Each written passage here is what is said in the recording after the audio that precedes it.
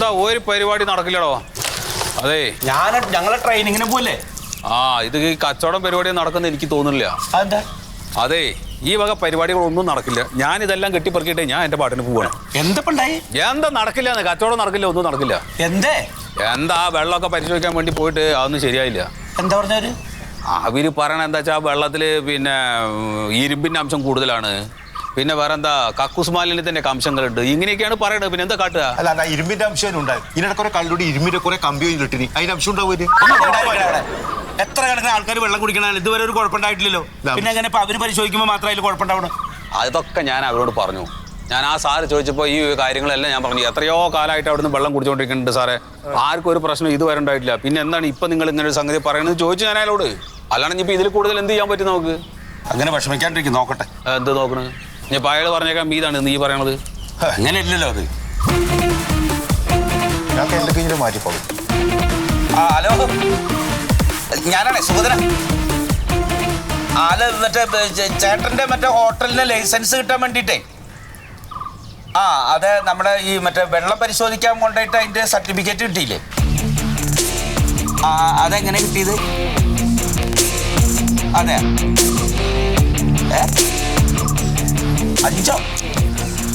5 certificate കിട്ടാണ്. 5 ഉണ്ട്. അതെങ്ങനെ ഏട്ടാ കിട്ടിയത്?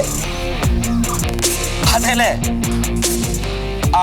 അതെ, നമ്മുടെ സത്യേട്ടനാണ്. നമ്മുടെ ആദ്യം ഇവിടെ ഉണ്ടായിരുന്നു. അപ്പൊ ഗൾഫിലൊക്കെ പോയി വന്നിട്ട് ഈ നിയമം ഒന്നും അറിയില്ല. അപ്പൊ പേപ്പർ കിട്ടാതെ വിഷമിച്ചിരിക്കുക. ശരി ഞാൻ വിളിക്കാം. കള്ളന്മാരാട്ടോ. എന്താ പറയണത്? വെള്ളത്തിനൊന്നും ഒരു കുഴപ്പമില്ല, ഇത് കാശ് കിട്ടാൻ വേണ്ടിട്ടാണേ. പൈസക്കോ? അതെയോ? ഈ 5 ലേബിലും കുറേശ്ശെ കാശാണ്ട് കൊടുത്തു കഴിഞ്ഞാലേ നമ്മുടെ വെള്ളത്തിന് ഒരു കുഴപ്പമുണ്ടാവില്ല. എന്നാ പിന്നെ അവർക്കത് വാ തുറന്ന് ചോദിച്ചെന്താ കുഴപ്പം? അതെങ്ങനെ മുഖത്ത് നോക്കി ചോദിക്കോ? കണ്ടറിഞ്ഞ് ചെയ്യേണ്ടത്. ഇത് സത്യേട്ടനെ ചെയ്യലല്ലേ ഏട്ടാ. ഇപ്പൊ മെയിൻ ആള് വന്നില്ലേ, ഇപ്പൊ പറഞ്ഞില്ലേ എന്റെ കയ്യിൽ 5 ലാബിലേക്ക് വേണ്ടത് ചുരുട്ടിട്ടാണ്ട് കൊടുത്തു നോക്കും, വെള്ളത്തിന് ഒരു കുഴപ്പമുണ്ടാവും. അപ്പൊ പ്രശ്നം തീർന്നില്ലേ? ഇനി ഞങ്ങൾ ക്ലാസ്സിന് പോക്കോട്ടെ. ഇതെവിടെ ക്ലാസിന്റെ അല്ലേ നിങ്ങൾ പോണത്?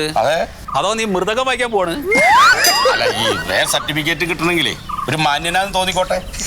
എന്റെ സുഗത ഭക്ഷ്യസുരക്ഷയുടെ ക്ലാസ്സിനാണ് പോണത് അല്ലേ? എങ്ങനെ ഹോട്ടൽ നടത്തണം, എങ്ങനെ ഹോട്ടലിലെ ഭക്ഷണങ്ങളുടെ കാര്യങ്ങൾ, ഇതൊക്കെ കൃത്യമായിട്ട് പഠിപ്പിക്കാൻ വേണ്ടിയിട്ടുള്ള ക്ലാസ്സാണ്. അല്ലാണ്ട് ഇതിന് ഈ ഡ്രസ്സിന് ഇങ്ങനെ വിഷയമില്ല അവിടെ.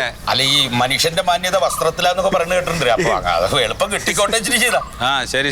പിന്നെ ഒന്നാമത് എനിക്ക് ട്രെയിനിങ്ങിന്റെ ആവശ്യമില്ല, ഇതിപ്പോ സർട്ടിഫിക്കറ്റിന് വേണ്ടി പോവാ. ഇവനാണ് ആവശ്യം. അല്ല, ഇതെന്താ ഇതെന്താണത്? എന്ത് ക്ലാസ്സിന് പോകും? എവിടുന്ന കിട്ടിയ നിനക്കത്? എനിക്ക് പേരും ഷർട്ടൊന്നും ഇല്ലോ. ഞാൻ മന്മോദേട്ടന്റെ വീട്ടിലാണ് വലിയ ഓഫീസർ. പോറ വീട്ടിൽ നിന്ന് അനച്ചാറിട്ടുണ്ട്, അതിന് കുപ്പായും പേന്റും ഞാൻ എടുത്തിട്ടു. ഇത് കയ്യൊക്കെ മടക്കി വെക്കി.